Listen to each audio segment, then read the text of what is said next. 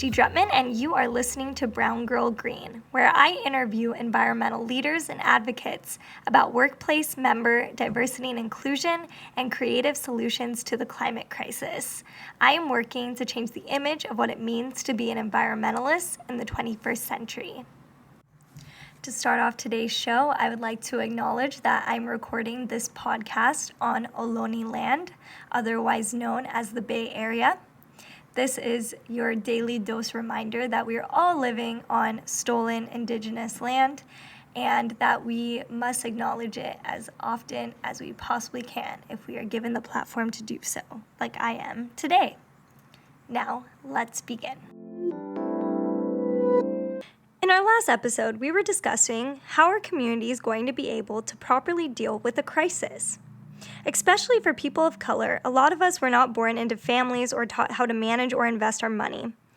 I grew up in a very frugal Filipino household where my mom was a wizard at crunching numbers and supporting my family, but I never actually got the breakdown on how to do any of that. It was just about not spending lavishly, living within our means, and remaining humble with our finances. But as I've gotten older and have learned about the realities and injustices of economic inequality in our society, I feel it is especially important for young people, especially young people of color, to learn about money and to figure out how we can build intergenerational wealth for ourselves and our communities. When we are thinking about Maslow's hierarchy of needs, unfortunately, the environment remains an afterthought when people are just trying to survive paycheck to paycheck. We can't talk about the climate crisis if we don't address economic inequality and who has access to wealth and who doesn't. We have to figure out what options are available for us to slowly adopt sustainability into our lives in a way that feels more empowering and contributes to our well-being, rather than something that has to drain our bank accounts and ruin our economy. In order for us to reshape this, we have to rethink how companies, financial institutions, and our own financial spending are connected to the current environmental crises we have today. We are met with two very awesome experts who are thinking about people's money and the planet. The first person in part one of our episode today features my good friend, Joelle Sostheim, who talks with me today about how to just manage basic personal finance in a time of crisis. She gives us palatable and useful tips to turn your anxiety about money into a tool for empowerment, and even to think about how to be more sustainable along the way. Then, in part two, I chat with Lila Holzman, who works at As You Sow, a nonprofit leader in shareholder advocacy. Basically, that means she helps people who have the money to invest to choose companies that care about making a sustainable and societal impact. So if that's your squeeze, stick around for part two. Now, let's get to the episode.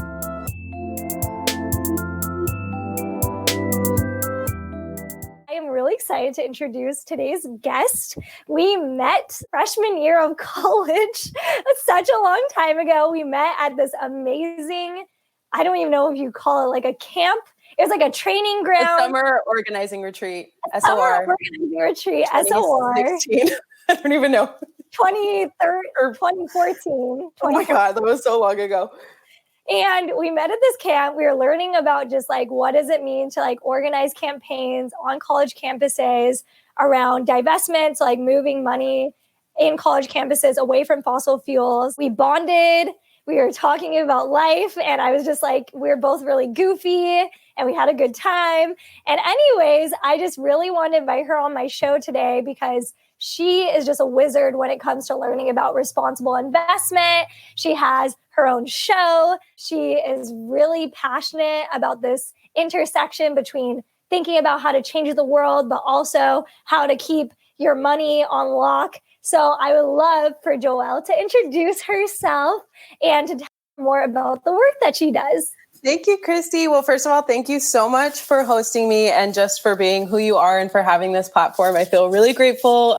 Yeah, so very base level, personal finance is how you manage your money. And I like to break it up into your current self, so like current Joelle, and then your future self, future Joelle. So I think that a lot of people hear personal finance and think it's not sexy, but it can be sexy when you start to achieve your personal finance goals. So that is like a very important place to start with personal finance, is setting your goals. So that's going to look different for everyone. Some people have high credit card debt.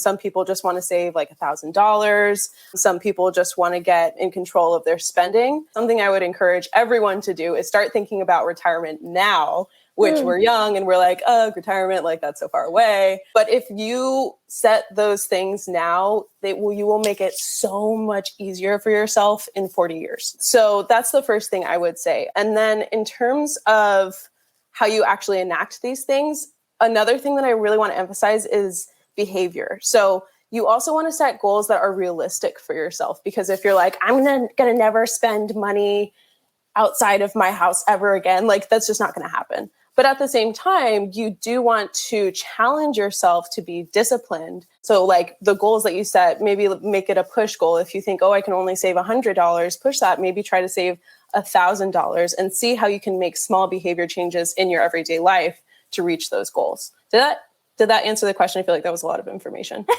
I think that was great. I think it sounds like, it depends on the person's like personal aspirations for what they want to do with their money, but it sounds like there's some like core things that need to be, like lined up. Yeah. Just to speak really quickly to those core things, the way that I kind of break it down into a couple pieces.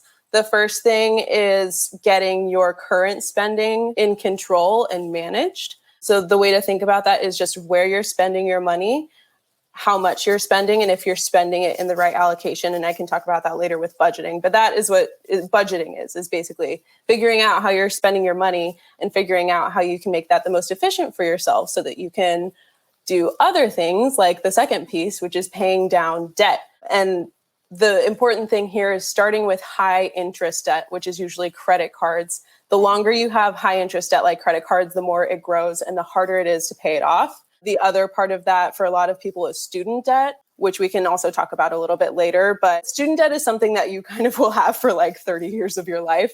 So you're going to need to figure out how you can pay that with budgeting, but also you're just going to have to pay that inevitably as part of your like monthly expenses. And so once you figured out your budget, once you've figured out how you can pay down debt or manage your debt if it's long-term debt, then the last thing you want to think about, or the two last things, is savings. So I would recommend, if you are able to, save at least 10% of your monthly income. That sounds really hard, and for some people it is. And if that's like, can't do that right now, that's totally fine. But once you start to work with your budget and think about how you're managing your money, then you can get to savings. And then that leads to growing your money, which is investing. And that is the last piece. So just to sum that up really quickly, manage your money with a budget, pay down high interest debt like credit cards, and then manage long-term debt like student loans or a mortgage. Then get your savings right. If you can prioritize that, that's super important and will help you. And that can lead to investing, which is growing your money. Whew, that was excellent. That's great. A lot of information. Do you have any questions? Yeah. So if you were going to like level it out, it sounds like you want to get your debt paid off first and focus on that, and then focus on savings. Or like maybe you could like figure out, depending on how you budget it, you could have a bunch of like savings stored away to help with that debt. Is that like kind of how it would work? Like yeah, it's kind of a combination of things, because sometimes we have to use credit cards just to meet our immediate needs. But credit cards, like I said, that's that category of high interest debt. Okay. And that can be really dangerous for us in the long term, because just to sum up interest really quick, whoever lends you money, like a credit card institution, they say, I'll let you buy $1,000 a month on my dime. Yeah. And for the privilege of doing that, I'm going to charge you up to maybe 20% of that $1,000 each month. And then as long as you don't pay down that debt, it grows and it grows and it grows. And so something like 20%, that is a lot. That's like on $1,000, that's $200. So that's why I say focus on the high interest debt first. Okay. Things like student loans are usually lower interest rates, like maybe 5%. And it's also just like, it's such a large sum of money for like a large part of your life. So you kind of have to accept that that is going to be just like part of your monthly expenses. But credit cards, you have a little bit more control over. And if you're able to pay that down immediately. And then savings, I would say it probably depends on the person. Like I'd say put your money toward that high interest debt so you can have more money in your pocket. Okay. Like right now, today, or next month, so you don't have to pay that. And then when the money is in your pocket, you can save it. It's kind of like on a case-to-case basis. I think a lot of people think, oh, you have to have like tons of money saved and you're going to be in debt. Like it sounds kind of impossible, but it sounds like you're able to break it down based on your priorities and like what you are most valuing, at least in like the moment, but still thinking about your long-term goals. That seems like the right balance to try to execute. And building off of that, money in general is a very sensitive and can feel like a really overwhelming subject. So, I mean, like you just said, you just laid out a bunch of information. But yeah, I think it's a really like this like uncomfortable, sometimes taboo subject that sometimes people don't want to talk about or acknowledge. And I think that it can be often dismissed as like, oh, I'll worry about that some other time, or, oh, I'm broke right now, but I don't actually know what that means. And I'm going to keep having this like lingering thought in the back of my head that I'm like struggling right now, but I don't know what to do. And so I'm just wondering, how do you think we could make today's conversation, especially for young people like around our age, hey, we can figure this out together, rather than it being like really overwhelming? Do you have any recommendations addressing that?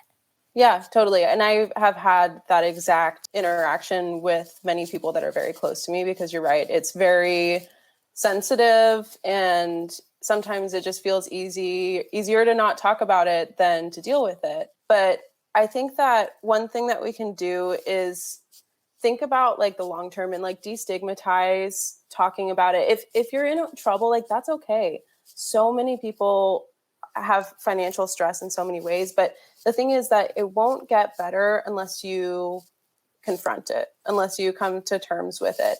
And I think one way you can do that is kind of like relationships with people that are close to you. I'm always willing to talk about this stuff with people too, and I have had this conversation with a lot of my friends.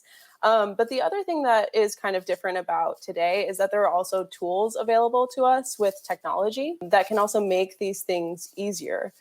So one of those things that I like is mint.com. You can connect it to your bank account, and then they can show you how much money you're spending. And they also can help you bring in different sources. If you have like a credit card and you're trying to figure out how to pay off that debt or a student loan, you can link it all in the same account. And then I think that just seeing it on paper, like getting it, even if that's too stressful for you, even if you're like, I don't want to use technology, just like getting it down on paper and writing down like, I need this many dollars every month to get by.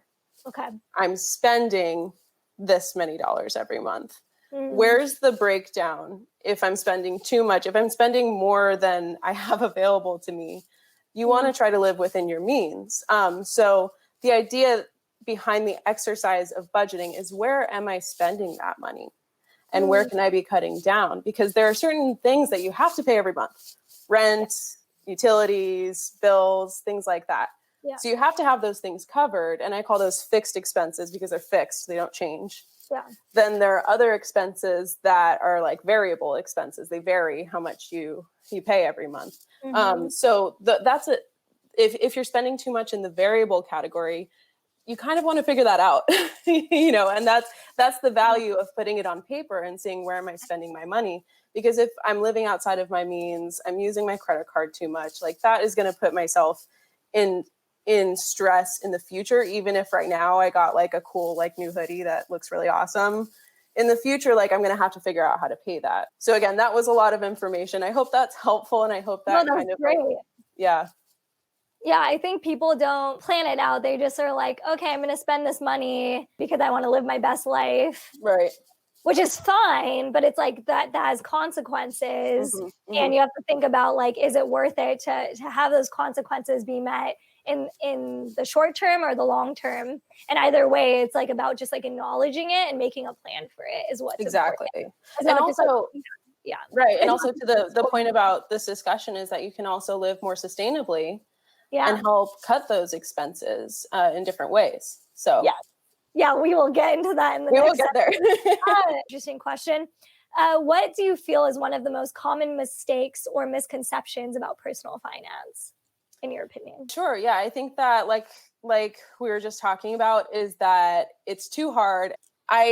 And it's really, I mean, you hit the nail on the head, Christy, is that there's just like a lot of stigma around it. And there's just a lot of fear and people don't respond well to fear. And so I totally understand that. I think that, yeah, the best thing you can do is just like start the conversation, get things on paper. The other misconception is that if I do something today, it won't affect me tomorrow.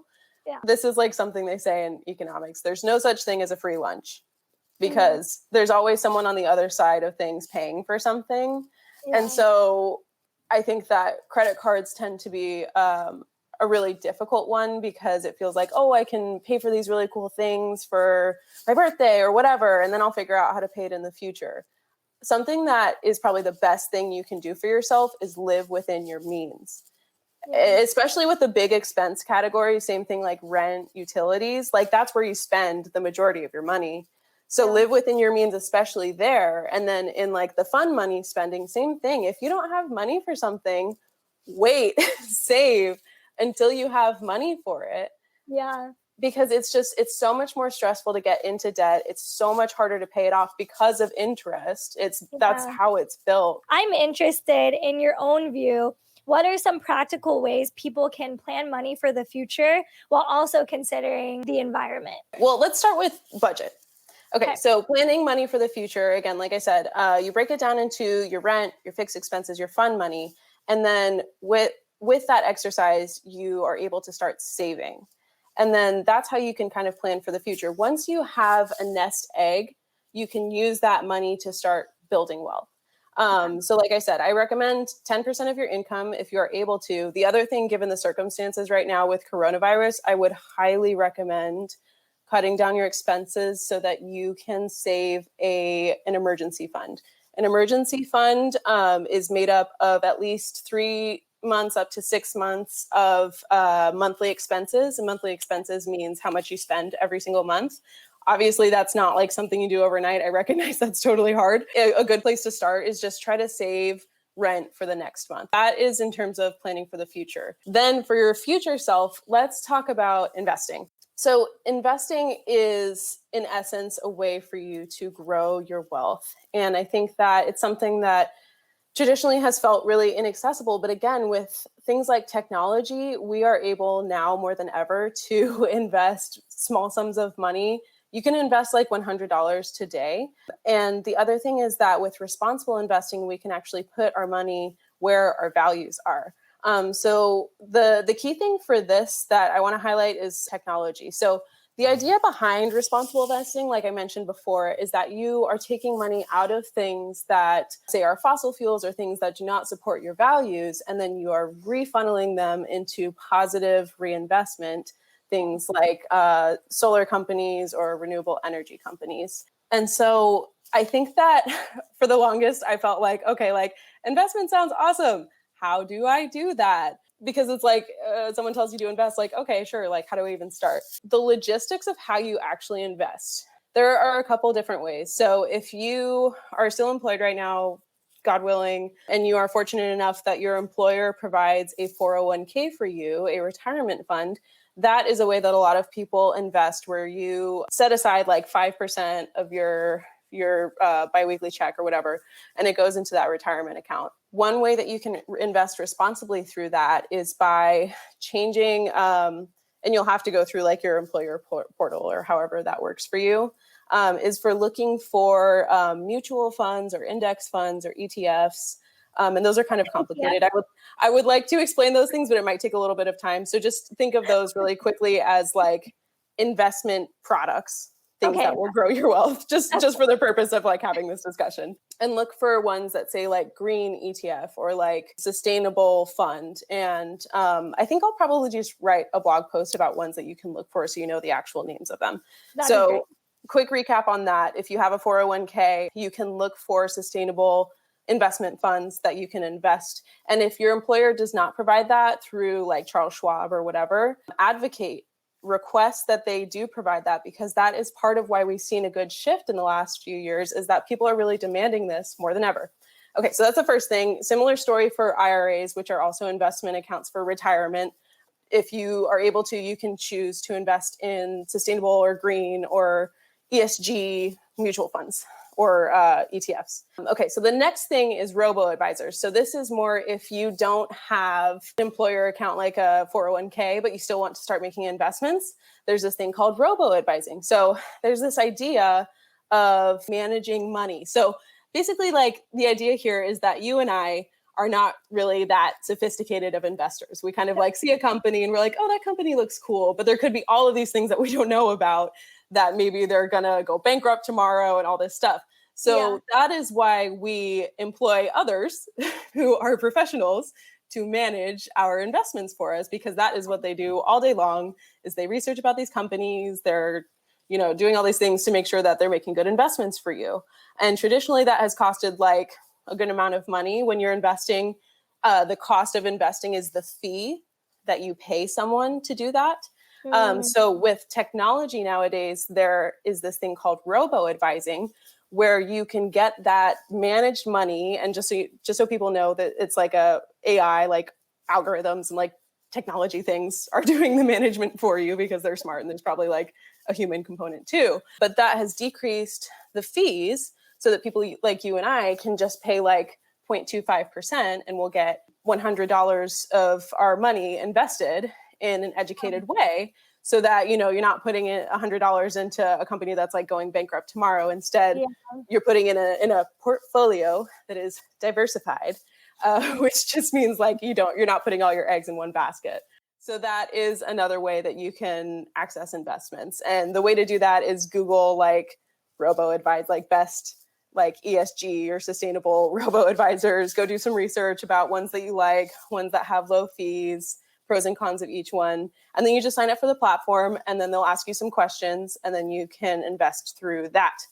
Whoa. The last thing that I would highlight is you can, and this is a little bit riskier because of kind of what I said before about investing like just directly into companies. You can, if you have a company that you feel really passionate about, that is like, say, like a solar panel company, and you really just want to support that company, you can invest directly in that company by buying their stock. And stock is just like a very small percentage of a company that you get to own by giving them money. So you give them money in exchange, they give you a very small part of that company. And hopefully over time, the company becomes successful and worth a whole lot of money, so that your small percentage becomes worth more as well. And then you can sell it when you retire and feel really good that you supported like a solar panel company in that way. So similar thing about logistically, how do you actually do that? There are platforms called brokers. And so you just make an account with a broker. One example is Robinhood. They are an app on your phone. So you just sign up, you link it with your bank account, and then you can just buy stocks like that. So with that, again, I would very heavily emphasize that you do your research. Don't just go spending money like, like it's nothing, because investing is hard. And that's also, again, why I would also kind of advocate for paying people to manage it, or robots.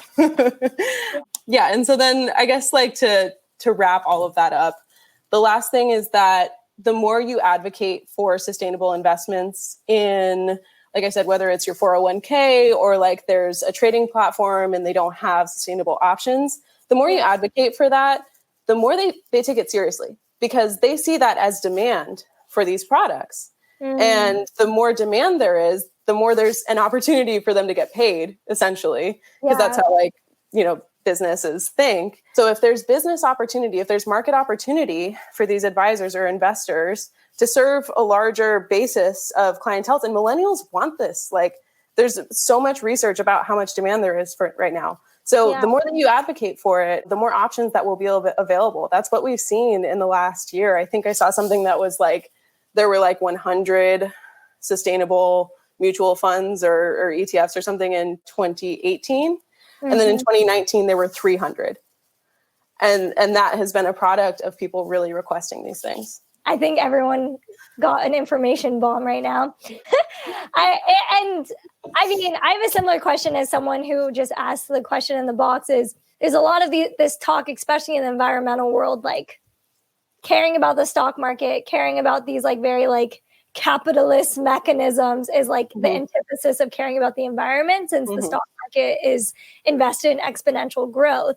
But yet we do need more people, like young people, getting involved in these things and taking back the power of the market, which feels very capitalist, but it's also like, if we're not doing it, where is that money going? So it feels like a really complicated issue that like I face, where it's like, I want to put my money into the stock market. I would like to see it grow, be invested in companies that I believe in, but yet like this person, the stock market feels like it, is built to not care about the environment. So I'm just wondering what your perspective on that is. It's a spot on point. Like, sustainability is at odds with the stock market and with investments, because legally, companies in their documents are required to maximize shareholder value. Yeah. And that is on a short-term time frame. And how do companies do that? They cut corners, they don't treat employees well, they outsource things, they cut costs in any way that they can. And that's how it has been for the past however many years. But I think that totally hear this, because it's challenging, because at the same time, that is like the system that we have, and that has so much power over how things work. So that is where the advocacy part comes in, because as frustrating as it is to see that, knowing that large corporations are the biggest culprits of environmental degradation, we are seeing some progress, because last year, I think, or maybe at the beginning of this year, there were like 180 CEOs of large companies that pledged to be more sustainable. And I read a couple weeks ago that the State Investment Fund of Japan and CalSTRS, which is, I believe, the pension fund for teachers in California, and then another large asset manager, stated in a press release that they see that companies that are only focused on short-term profits as bad investment partners. And that is because of the advocacy of environmentalists and people who care about social change, are really out here highlighting that sustainability is the only way for us to make this work. So I think that involvement, there are so many ways to enact change. And I think that we need all of those ways. I think one of those ways is involvement and advocacy in the existing system that we have. Yeah, no, I think that's really important. And I mean, you kind of already touched on this, but you feel like personal finance and the ways people are thinking about their finances and longer term investments could make a big impact on. Yeah, absolutely. And I think it's a lot about our behavior too, because if you've ever heard the term vote with your dollars, like that does matter. People are still going to buy stuff from companies, but things like social media these days, and like more reporting on malpractice and bad environmental practice, bad social practice, it does damage companies' reputation. So a couple things that you could do like today to start to make change here is your personal spending habits. So where you choose to spend money, which companies you choose to support. If you don't want to support large corporations, you can do research about those corporations and how they treat their employees or the environment, or ask a friend who's really passionate, someone like you or me, if research feels kind of hard in that way. You can also support local enterprises. And I mean that in two ways. So the first thing I think that is an interesting point on this is banking. So the way that banks work, if you bank with a large bank like Wells Fargo or Citibank or whatever, there's this thing called fractional reserve banking. And this is one of those that I say is like, sounds scary and complicated. The way that this works is that when we put $100 in our bank account, that's not actually in the bank account. The bank keeps a fraction of the deposits that everyone puts in the bank. So it's usually like 10%. They'll keep that on hand just in case, you need to take your money out. The rest of it, they invest. They're lending out to corporations or mortgages or whatever. And with these large banks, something that is challenging with that is that they could be lending out to fossil fuel companies or companies that do not have interest in the environment or people. So something that you can do is move your money from a large bank to a local credit union. And local credit unions are sometimes owned by employees, sometimes owned by local shareholders. And a lot of the time, they don't have that interest to be lending to those large corporations. A lot of the time, they're investing in local community projects or things like financial education. So you get kind of the twofold benefit of not really like contributing to these large corporations, which are large polluters, but you also get the benefit of investing in your local community. And then they also will often offer members benefits because they don't have like that like shareholder like incentive where you can have like a higher rate on your savings account or lower fees for different services, things like that. And then the last thing I think is just your day-to-day things too, just like being more sustainable in that way. You can think about like the budget categories I said before. If you break it down into your rent, I don't know if you can be more sustainable with rent, but with utilities or those fixed bills, you can definitely be more sustainable there. And I'm sure that you have a lot of things here that you've talked about before, which is like, so feel free to jump in, but like turning off the lights, like not keeping appliances plugged into sockets because of like phantom energy usage. Something I saw today is that if you stream on a smaller device that takes up less energy, then that is more energy efficient and will also save you money. Like using less water, not keeping your house using natural heating like sweaters, things like that. So kind of going through each category of your expenses. So like utilities, groceries, same thing with groceries. You can also shop at local co-ops. You can do a Google search like co-ops in Washington or whatever. And same thing, a lot of the time they're owned by workers, they're owned by community members, they can be less expensive. So go through kind of each of those areas of your life that you're spending money and think how you can change your behaviors in really small ways that will save you money, but also will contribute to causes that you care about. Yeah, I mean, building off of that, I mean, I'm always a big advocate, and I didn't really know this until like last year when I was living on my own, a year out of college. But bulk buying saves you so much money. Right now, it's really difficult because like due to sanitary reasons, a lot of stores are like cutting off bulk buying. But like once this whole mess is over, I highly recommend bulk buying. And I always go with the principle of like find something that is like good for your body, good for your planet, is going to last you a long time. So it's not things that are just like, you buy an item that's only going to last, for like 2 or 3 days. Like buy a lot of certain things and they usually sell it for cheaper because typically a lot of companies sell smaller package units and they charge a ton more. But if you take out the labor it took to make that packaging or make that small unit item and you instead budget out your time, I think people think that time is not something you can budget, but time is just as important of budgeting as your money. And I think that when you're thinking about it, okay, yes, I'm going to have to cook and meal prep these ingredients, but bulk buying that is going to save you so much more money than buying these like processed, like box things that you're probably going to waste and throw away. And when we're thinking about sustainability, my biggest recommendation is how can you squeeze the most juice out of an item as possible before you dispose of it? And what of these is going to have like the longest lifespan? So instead of like buying a bunch of cheap disposable napkins, invest in like a towel that's going to last you for years. Like that instantly is going to cut your costs. And I think people don't intuitively think about those things. And they just keep buying the same stuff because we're like conditioned that like that's the way to live your life. But you can actually save money by cutting down those expenses all the time. Right.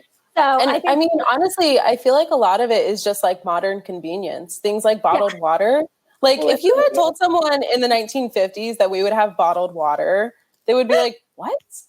Why are you putting water in plastic? Just get it from the sink, like, so I feel like, it's just like, just kind of, I mean, I love what you said. I think it's just like going back to sustainability and things that make sense that you would do without like modern convenience. Yeah, literally. Like that's going to save you so much more money. It's just going to be more inconvenient because you're like spending more time, but you're not spending more money.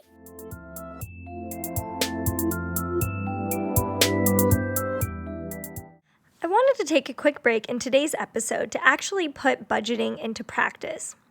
So let's talk about the stimulus check that may or may not be hitting your bank account in the next couple of weeks if you live in the US. We will be talking about this more when we cover the last half of the episode with Joelle, where she'll be giving tips to those of you who are unemployed or struggling with living paycheck to paycheck on thinking about personal finance and the planet. To be honest, $1,200 isn't enough for anyone to live on. For example, for those of us living in the teeny tiny overpriced Bay Area, people like my friend are spending their entire stimulus check on a month's worth of fixed expenses because they lost their job. As for the rest of the US, a lot of people don't even qualify for the stimulus check. Students who are claimed as dependents on their parents' tax forms will not receive these funds. Can you imagine how many students who just graduated or who are still in school who need a check like this and just aren't getting it? I've been out of college for 2 years now, and I think about how college is stressful enough without worrying about how to pay to freaking survive. And I feel like those of us who have the opportunity to receive a stimulus check right now should think carefully about how to use it. So for those of us who aren't struggling right now, I want to offer some ideas of how you could budget or think about how to use your check. So like Joelle said, you could focus first on using some of your stimulus check or, the amount of money that you have available to pay off your fixed costs like next month's rent, utilities, and groceries. Like Joelle said, you could focus first on using some of your stimulus check or the amount of money that you currently have to pay off your fixed costs like next month's rent, utilities, and groceries.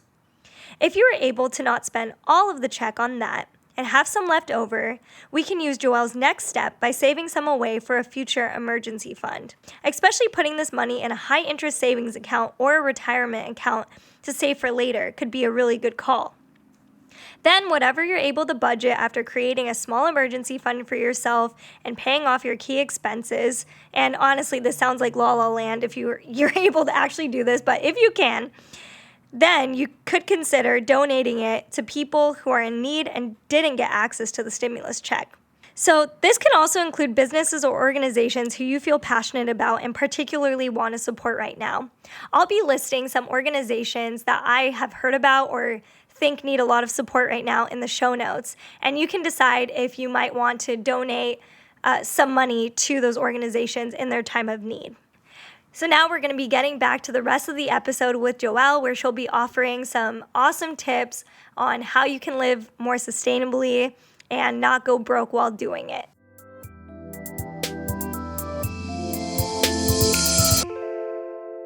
Building off of that, someone asked, how would you suggest money management for people who are unemployed and or full-time students who are living off of their savings, but also want to support environmental causes? Okay. I might need you to break that down. Yes. Because I think there are a couple of different parts there. Yeah. So it's first, money management in general for people who are unemployed or living off their savings, paycheck to paycheck. That's the first part. Then second part is you don't have a lot of money. You want to be sustainable. You want to support environmental organizations or causes. Is it possible to do both? And if so, how would you do that? I mean, super relevant questions just because I feel like so many people are having such a challenge with that right now. So there are a couple ways I'm thinking about this. I think the first is unemployment resources. People may or may not be aware that the government passed a $2 trillion stimulus package, which is intended to help people. Unfortunately, it leaves out a lot of people. So the first thing I would say is look into resources that are available from the government. The second thing I would say is that there has been some really incredible organizing around resources outside of the government with different mutual aid organizations. And so mutual aid is exactly what it sounds like. It is communities coming together to provide aid to one another, recognizing that some people have been left out, some people don't have access to the same resources as others do, and that people with those resources can help out because we are all connected and we are all a community. So if you are really struggling financially right now, maybe just do a quick Google search, mutual aid funds in my city. I know a friend of mine is helping organize the Mass Redistribution Fund. I think it's redistributionfund.org, which is specific for Massachusetts, but that is that exact idea. There's also one in Washington that is COVID-19 mutual aid. Another large, I think, national body is the New Economy Coalition, which is, I think, neweconomy.net. So that's the first part. I would say, seek out support that's available to you. Yeah. The second part, I think, is just, cover those expenses that you have to. There are a lot of states talking about rent and eviction. So I'd say maybe do some research about where your state stands or your city stands with that, because that's the big chunk expenses. If there are other expenses that you're feeling really stressed out about, like student loans, credit cards, call your service provider and see if you can negotiate, because they're not dumb. Like, they know what's going on right now. And you might be able to get maybe a lower interest rate. With student loans, you can defer your loans right now, which will really help put money back in people's pockets. And for certain student loan providers, interest is not being charged until September. Wow. So that's another way. And then, I think just focus on your survival expenses, focus on those things that you need to get by, see if you can negotiate payments so that it won't affect. I also think I've read, I don't know if this is totally factual, but I've also think that credit scores, there's some forgiveness with credit right now if you end up missing a payment too. Were there other parts of that question that I missed? The second half was just about how could people still care about the environment right now while doing this. I have some ideas, but I would love to hear. Yes. Okay, cool. So I'll pitch my idea, and then I would love to hear yours. I think maybe if you aren't able to give financially right now, you can give your time. And there are a lot of, if you're healthy and you're able to, there are a lot of organizations that need a lot of help right now. So I think, again, it's maybe just a quick Google search, volunteer opportunities for XYZ in my city, or reach out to people that you know who are passionate about those issues and see if they need help. Maybe even just your neighbors, who knows, like communities, things like that. That's my thoughts. Christy, back to you. Honestly, I totally agree with the time thing. If you don't have the money to give to an environmental organization, I would say giving your time, like volunteering, whether they're hosting a webinar or they're hosting an online event and they're looking for people who want to share things on social media, do graphic design. There's a lot of people looking for graphic design. I'm looking for graphic design. Me too.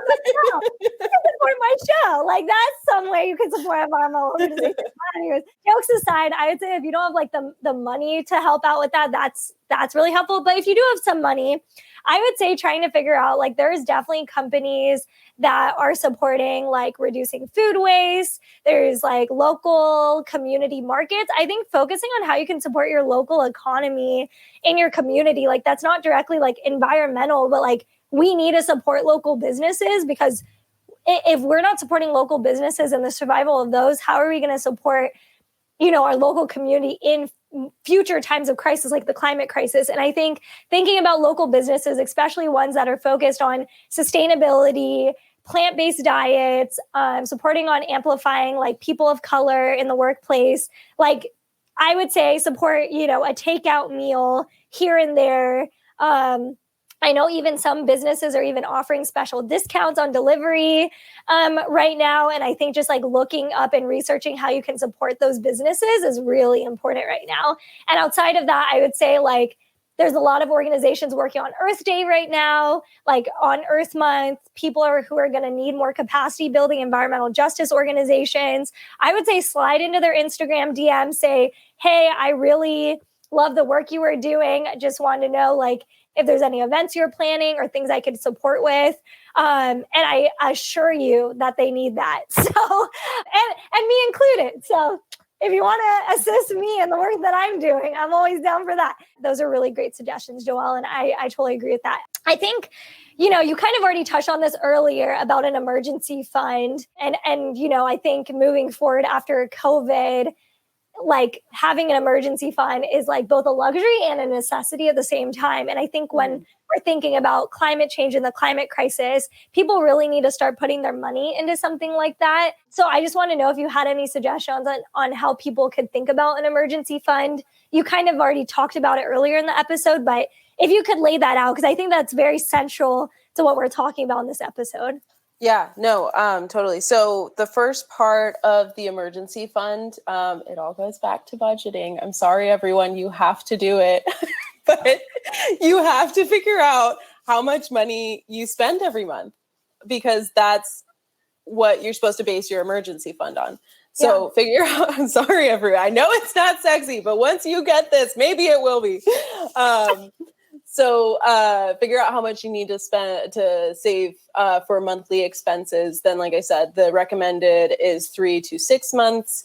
In circumstances that are not like these, it's ideal that you do this before a crisis happens. Like you said, saving for an emergency fund right now is really hard for so many reasons, but absolutely should be prioritized, because I think that there's just a lot of uncertainty about how long this is going to last. And to be honest, I don't say this to be like alarmist or anything, but I've just been, I watched a podcast or a YouTube with the International Monetary Fund, and they're expecting a very significant impact because the magnitude that the coronavirus has had on everyone so instantaneously.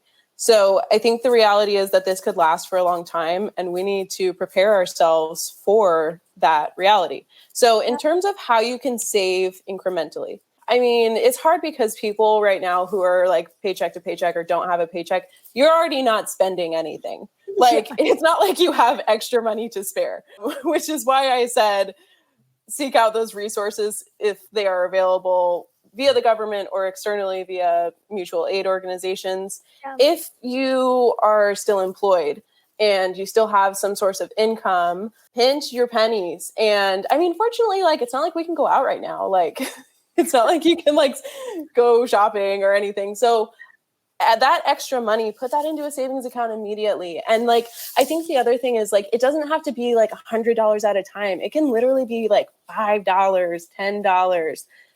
Maybe make a savings goal for a week, maybe $10 a week or something like that. Something that feels manageable for you, but that you stick to and you commit to, because really you're investing in yourself for the future. Yeah.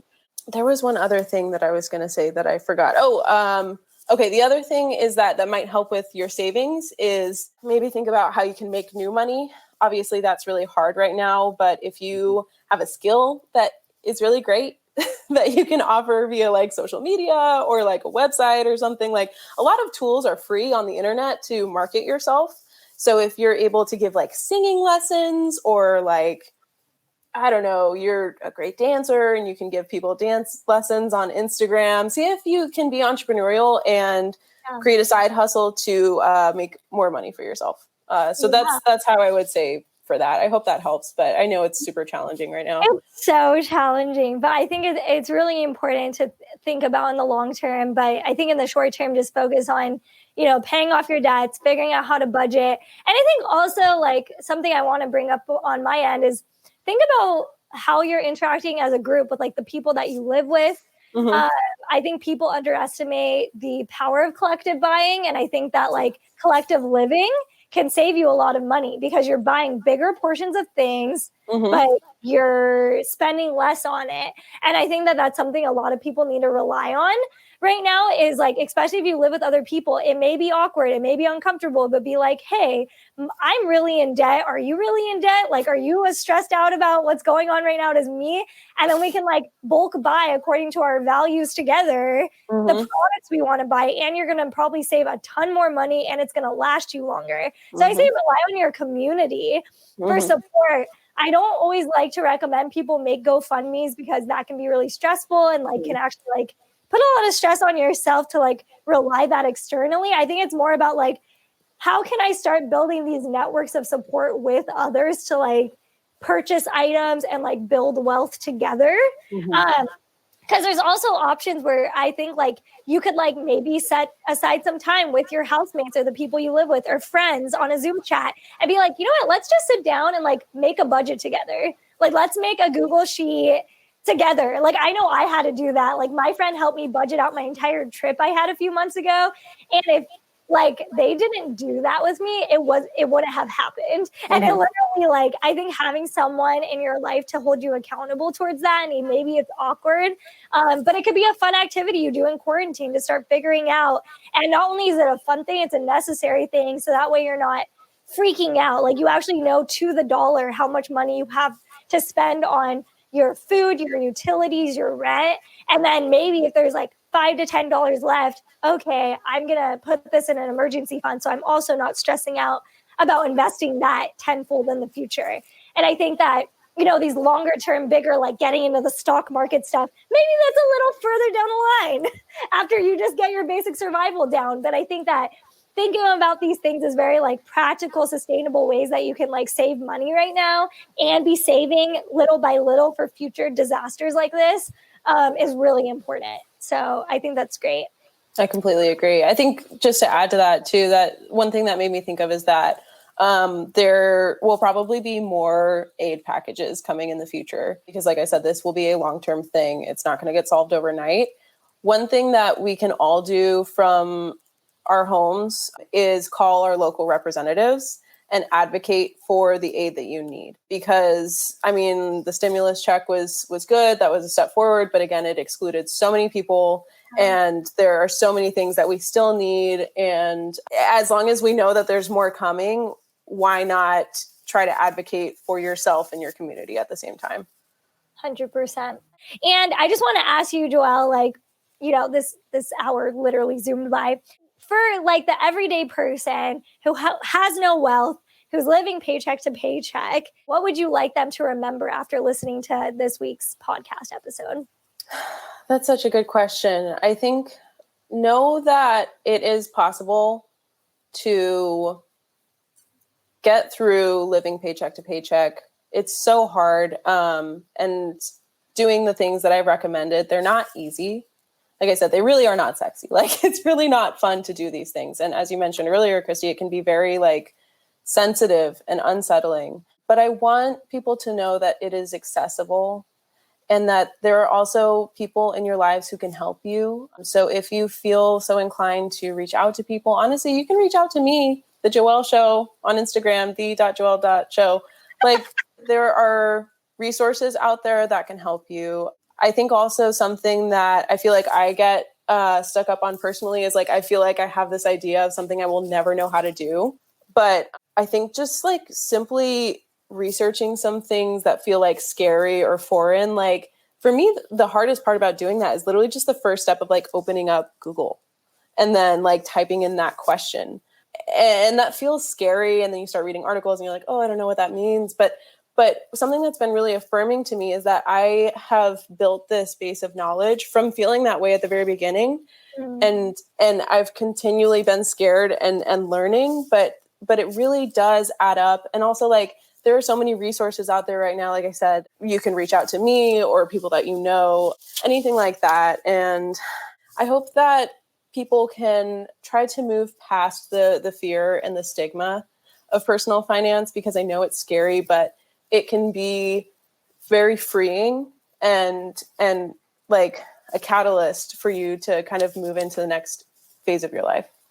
So yeah, I hope that this information helps. Like, I know with the investing stuff too, like that, I mean, that is a whole other thing. I tried to keep it simple for now. Like, I think I just need to do a video about that. And I think I'll probably write a blog post too to point people to resources, because there is like so much to know about investing. There's so many questions, but I think that this was a great start to just put it into people's brains. And I think a big point I want to drive home is that, like, yes, we are currently in this economic system. Yes, there's other ways that like we can learn to live cooperatively and to like avoid that system and figure out how to, play the system to our benefit while also living sustainably. Yep. But I think that like until you actually recognize, the financial burden that's placed on a lot of people, it's very hard for people to care about or think about things like the environment when you're financially struggling. And I think in order for us to get to that point of figuring out how we can all live more sustainably and care about the climate, we need to give people a base level to feel like secure where they're at. And then like to figure out this stuff. And those things don't have to be a dichotomy, but they currently are. And we have to continue to push the language forward that encourages people, hey, you can be responsible with your finances and care about the planet at the same time. And it's just a day-by-day process of figuring out how to bring that to people. And that's how we collectively come together and rise up. So thank you so much, Joelle. This was so awesome, unreal. Follow her at the Joelle Show. Thank you, Christy. Thank you for listening to part 1 of this week's episode of the Brown Girl Green Show. You can either stick around for part 2 to learn more details about where your money exactly goes and how to invest it in environmentally friendly things, or you can go on with the rest of your day.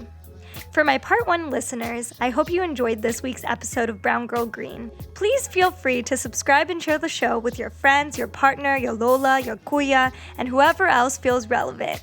Thanks so much.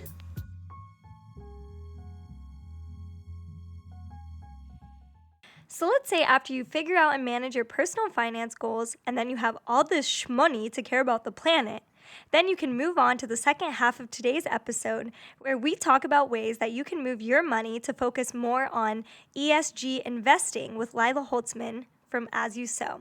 Take a listen.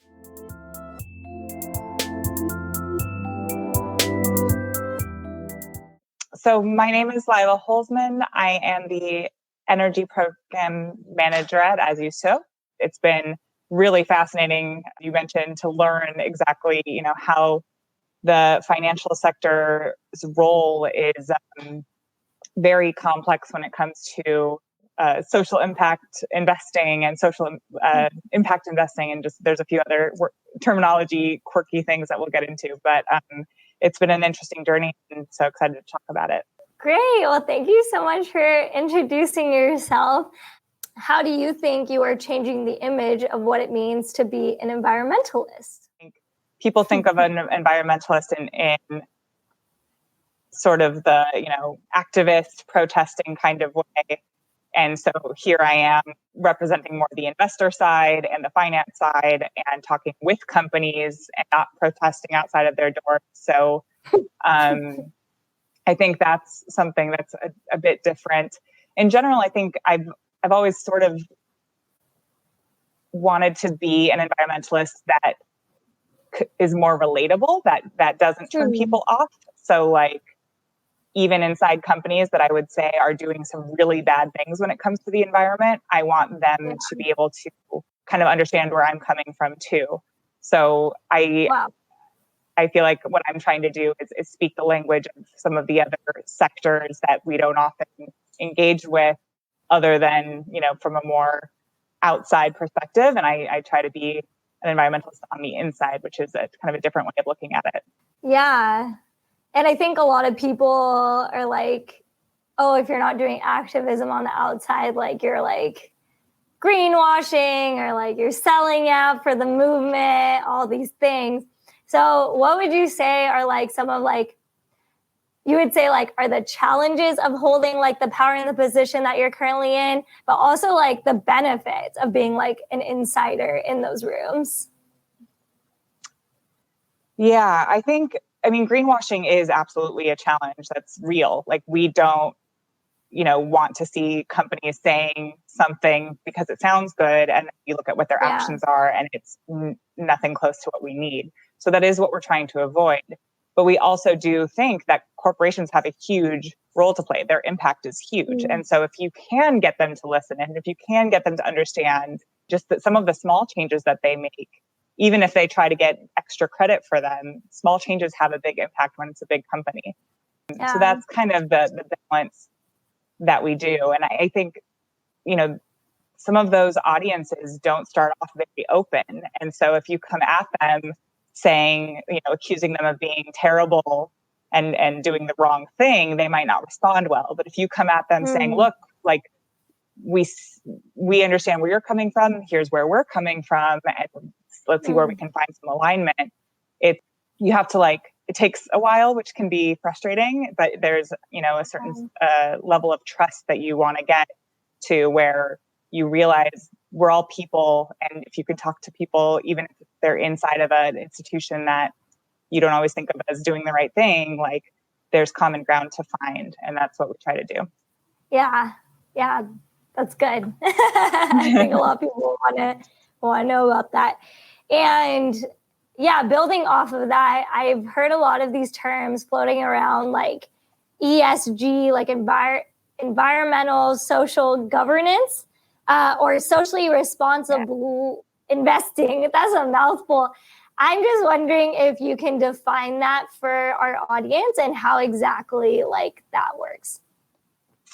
Yep, there are. I mean, I feel like in most fields that you go into, you learn that there's a whole language and a whole set of new acronyms to learn. Yeah. And so this field I'm in is no different. So the big one that is becoming more and more of a buzzword is ESG, and you definitely nailed it. So it's environmental, social, and governance factors. When we talk about it with investing, what it means is investing in a way that you're incorporating and prioritizing metrics, things that you can measure that are related to the environment, related to social impact, and related to governance. And governance means like how a company is structured and whether it has the right oversight and systems and processes in place to appropriately deal with some of the E and the S factors. You can research and analyze and figure out and compare what companies are doing related to these factors. And some companies have best practices that then you look and see if other companies are doing those same practices or not. And investors can choose and can decide that they're only going to invest in certain companies that, for example, have a greenhouse gas emission target. And if you look at this at like a bigger scale, at a portfolio scale, you can say, I only want to invest in a portfolio of companies that is green, that is not doing anything related to fossil fuels. And then you start getting into some of the nuance of like, well, if every company uses electricity, what does that mean? And what are their impacts? And so you start getting into the weeds pretty quickly. But overall, what it means is just prioritizing and looking at some of these values that you as an investor might hold. And what we're starting to see too is that this is not just about like doing the right thing because it's good for people. It's good for profit as well. And so we're starting to get the data, especially now that space is getting a little bit more mature, and that companies and investments that prioritize ESG factors over the long term end up performing better. So it makes good economic sense, and it's just kind of shifting the way we think about things and looking not just at the very near term profit turnaround, but also other factors. So when people are saying like there's a big dichotomy between like making money and taking care of the environment, you believe that like companies could do both? Exactly. It's not a trade-off issue. And so that is the language, that is the messaging that we are trying to communicate. And we present things in terms of the business case to show, look, especially with something like climate change, which has such a systemic risk to it. So if you're looking and you're a company that wants to be profitable in 30 to 50 years, you've got to understand that you have to reduce your impact on climate change, and that climate change will impact you. And so there are some maybe short-term trade-offs, but we're looking at the long term and thinking about, what's going to be the best for like win-win situations for everyone, just on a bit of a longer term time horizon. Yeah. Do they use this is so general, but like, do some of the companies you work with, like, do they use the argument like, oh, that's not going to like impact us in our lifetime? Or have they like actually seen like the emergency around what's happening and actually thinking about the long term? Like what have you seen in the field?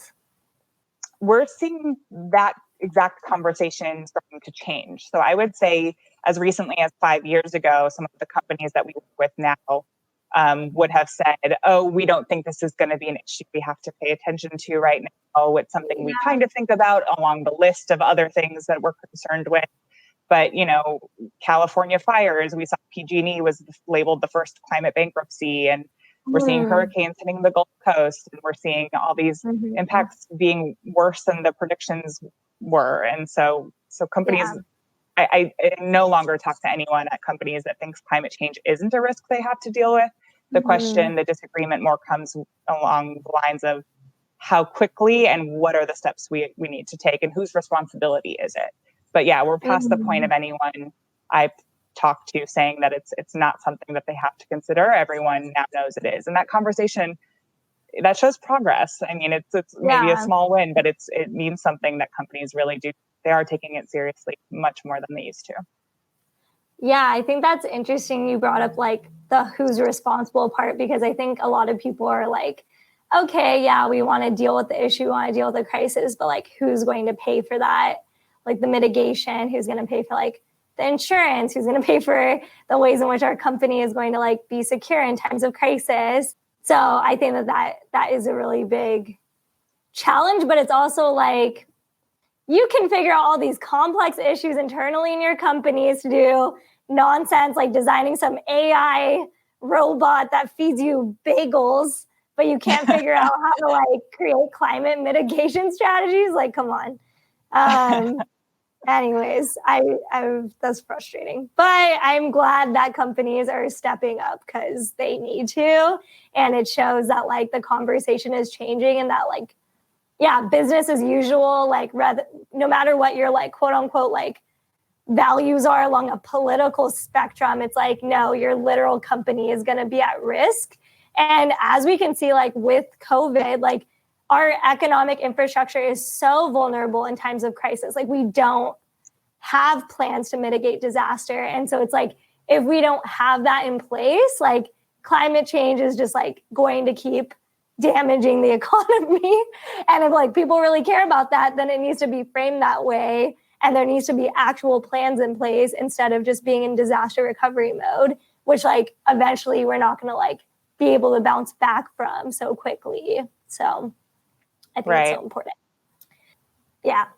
Yeah. And I do think COVID is showing us a lot about a lot about lessons that we can also apply to the climate crisis.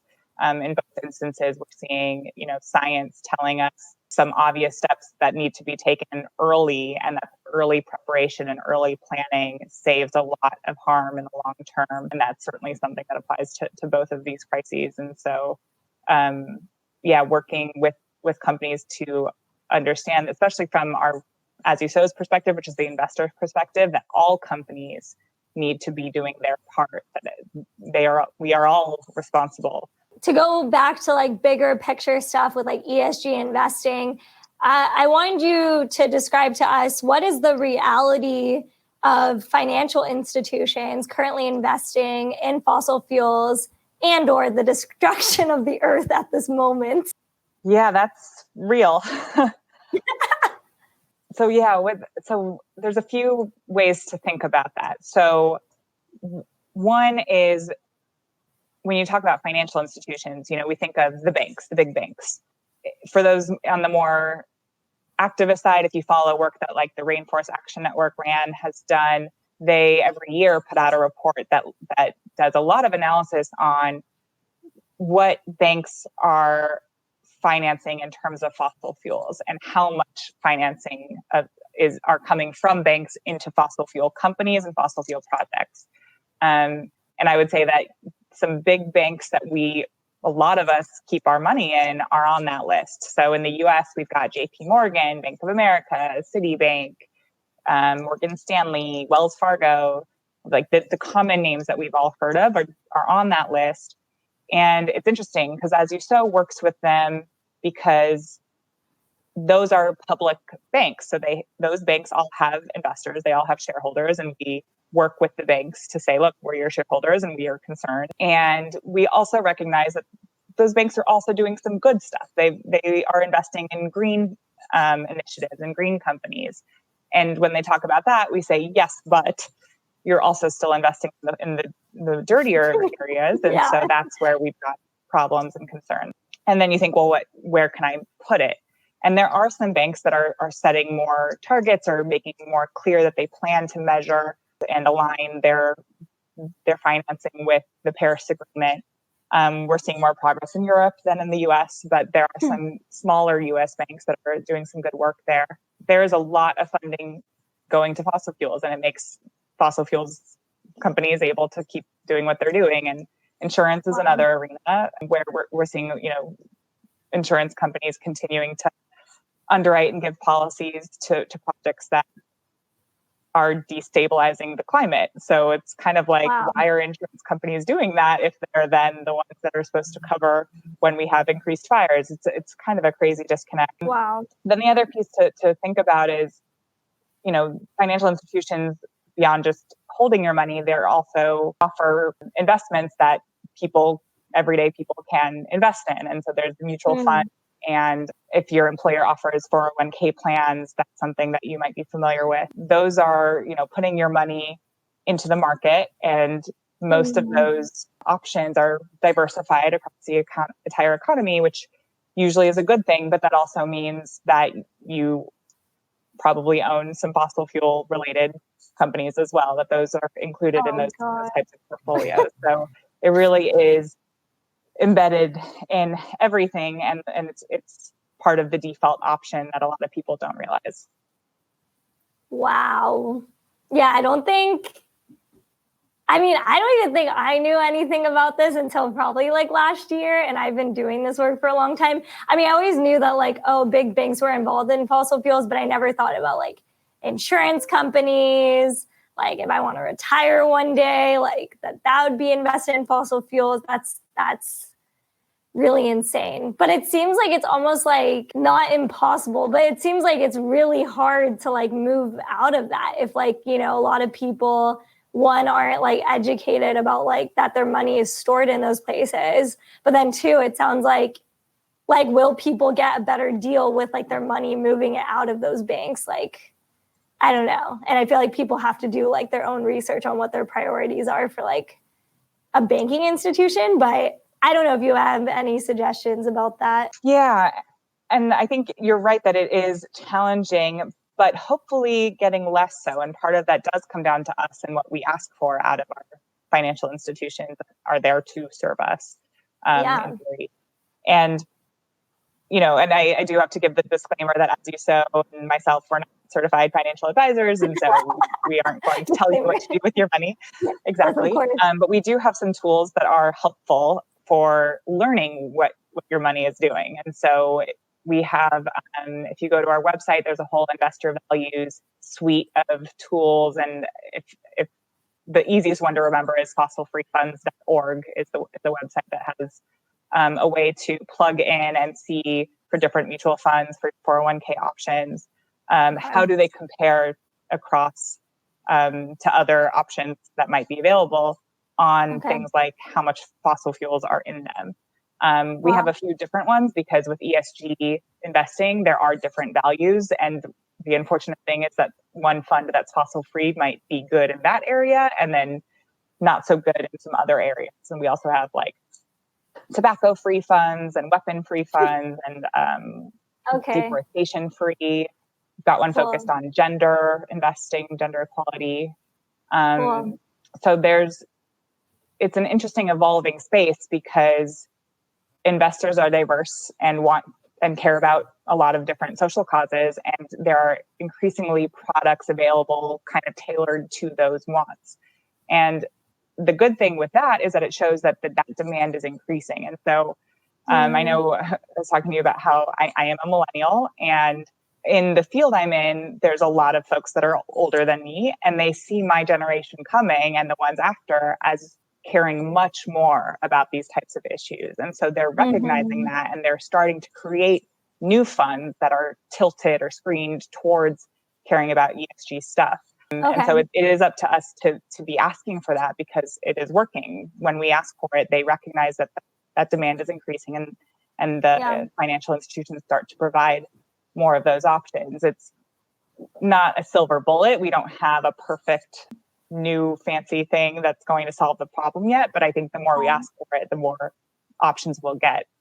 And so one thing to mention too is with 401k plans, not every employer realizes their employees are looking at that and care. And just ask, like, your HR department might not have a good answer for you yet, but especially if you've got others alongside you in your organization who you can team up with and show that there's real interest, that's certainly one way to start to see more of those options or get some more answers. Just make it easier for people to actually have a say in where their money is going. Because I think for so many of us, it's kind of an intimidating space. And we kind of think of like, oh, whatever the default is, if that's how things usually work, that's what I'll do. And we need to be questioning that and to try to make it something where we can play a bigger role and voice what what we want to be invested in or not. But it takes a bit of effort now, and hopefully we'll start to see more of those solutions coming about. Yeah. But we do just recommend that you educate yourself and see for yourself what you're comfortable with and also how, risk adverse you are. And is the only way that people would be able to like contact their financial institution through like being like a stakeholder, or is there any other way that people could plug in?